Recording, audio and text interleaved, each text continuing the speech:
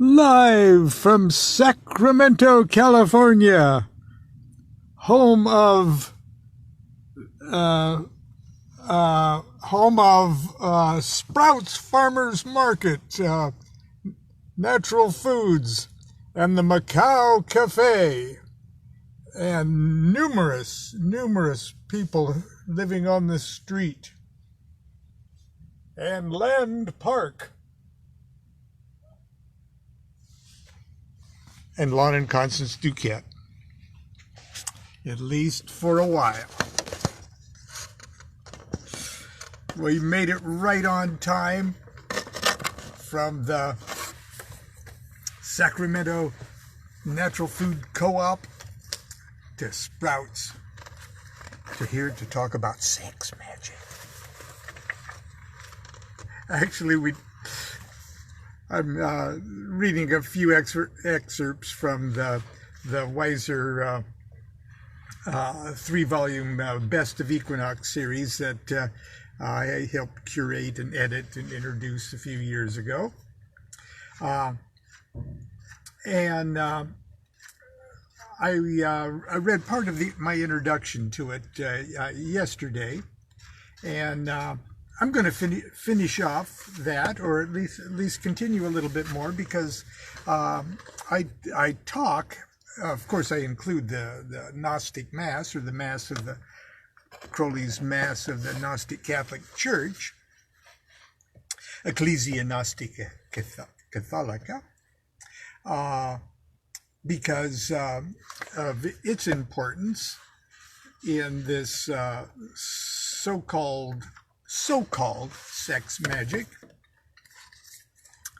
And here's where I left off yesterday, just getting ready to talk specifically about the Gnostic Mass.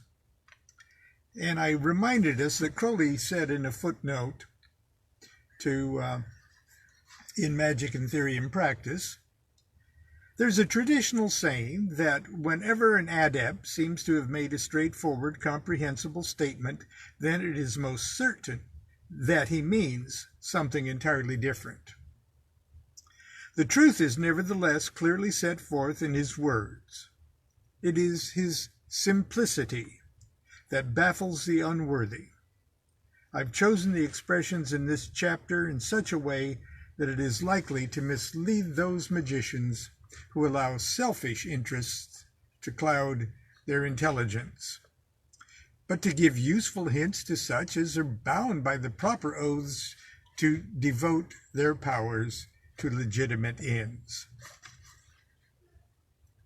Now, under the heading Liber 15, the Mass of the Gnostic Catholic Church,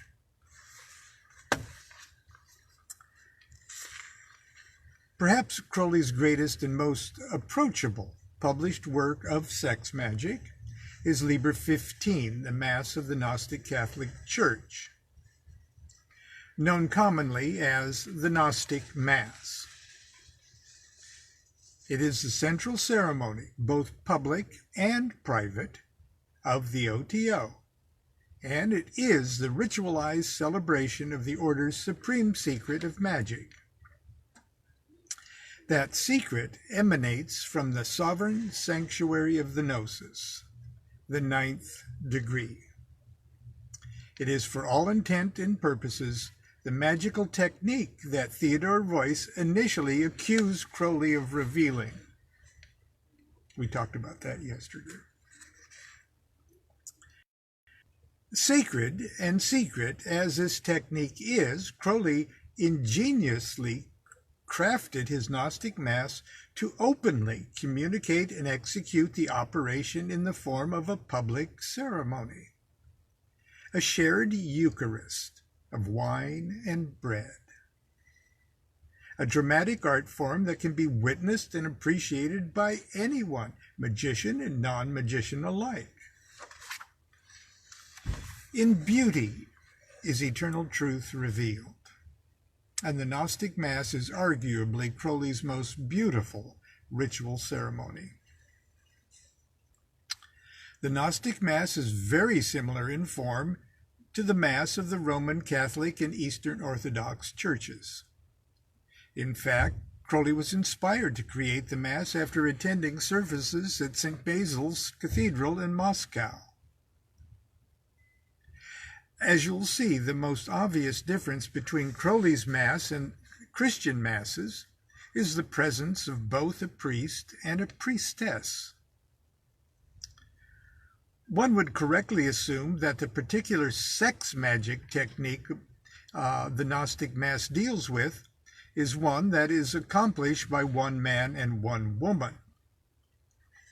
But variations on the theme of this central secret, however, make it also privately amendable for solitary, homosexual, and non-sexual workings. Crowley's diaries are full of such experiments. Liber 15, the Gnostic Mass, as written and officially celebrated publicly, however, does not reflect or specifically accommodate these other variations in its officers, order of ceremony, or formulae. Anyone who's even slightly familiar with Aleister Crowley and his work knows that he was not homophobic. His Gnostic Mass is not a biological, cultural, political, or magical statement on the virtues of heterosexual relationships. It's clear to me, however, that Crowley felt that the fundamental essence of this particular magical technique could be best first understood, appreciated, and mastered in terms of male, female, lingam, yoni, sperm, egg, gender polarities, before experimental variations in the formula are introduced and elaborated on. That being said, the formula of this particular kind of operation are based on the following postulates: that for human beings on the physical plane, the supreme creative act is the creation of another living human being, and that neither the male nor the female of our species is possessed of a full set of human equipment necessary to accomplish this wonder. Now, we could argue about laboratories and test tubes and other things, but especially in Crowley's time, working with the more or less fixed, established background meditation of biological life on Earth as the foundation of everybody's general understanding of reality. Third, what is absent in one sex is present in the other. The magical laws, then finally, the magical laws that govern the procreative processes which ultimately result in the birth of a physical child are the same magical laws that govern creative processes taking place on more subtle planes. Now that's the important thing to remember. That the magical laws that govern or that underlie the procreative processes, which ultimately result in the birth of a physical child, are the same magical laws that govern creative processes taking place on more subtle planes. In other words, our physical bodies, male, female, are alchemical laboratories, operating independent of our conscious direction, that routinely transform light and energy of the sun, coming from the sun, from the nutrients we eat, into tangible flesh, blood, nerves, and brain tissue, and our more intangible aspects such as electrical nerve impulses, magnetic fields, radiation, light, and thought waves, etc. on the material plane. When the male and female elements are joined and combined, they are capable of passing our coded essence to a new generation. Literally, we can, and regularly do, create the living vessel for the incarnating soul of another human being. Used with skill and full magical intent, the sex magician employs these already functioning magical laboratories of flesh and blood, nerve, thought, imagination, and will to create the incarnating soul of whatever object, concept, or level of consciousness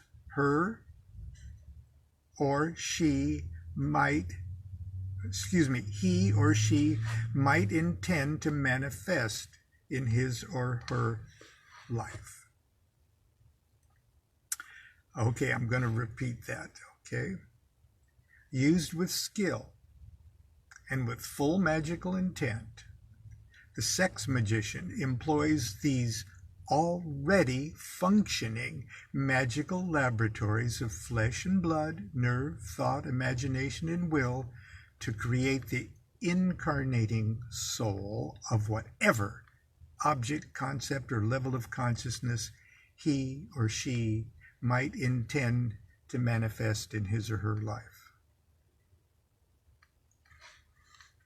The focus of this kind of sex magic is not the physical tools of the operation. It's not the penis or the vagina or the sperm or the egg. It is not the male or the female, father or mother, but in the child of their ecstasy. The golden moment of disintegrating ecstatic union when all consciousness of separate existence is dissolved for an eternal instant into the creative bliss of supreme consciousness.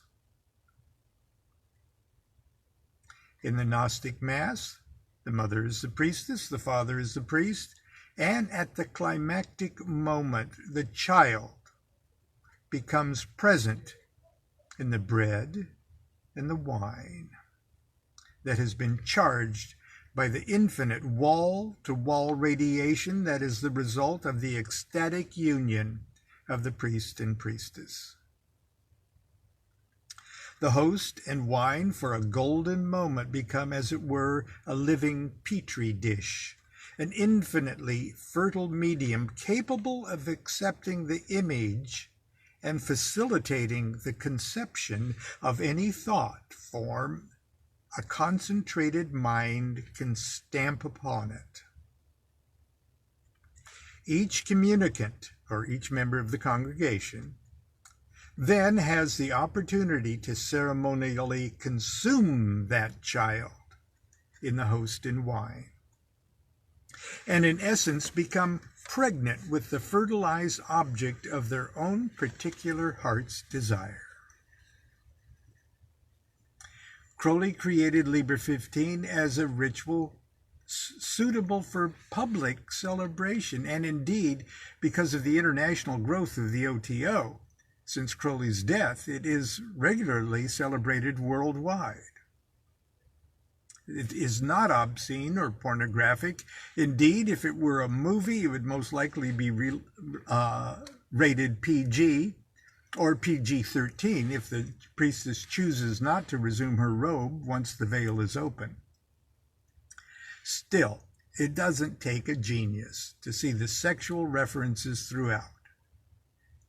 Crowley also fantasized a more overtly sexual group ceremony and wrote it in an account called The Energized Enthusiasm, which is also included in this book. Okay. As far as I know, the results he describes in this essay are entirely fictional and represent another attempt for Crowley to be very clear and frank about the aspects of sex magic without directly violating his OTO obligations. of secrecy.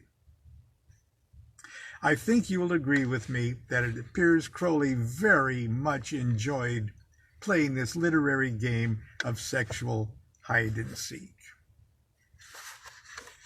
And I think that's enough for a parking lot show. Anyway, I'm going to get on with my day. I have to run inside and help Constance do a little shopping. But until tomorrow, I hope you've enjoyed these 2 days talking about sex magic and the Gnostic Mass and all of that.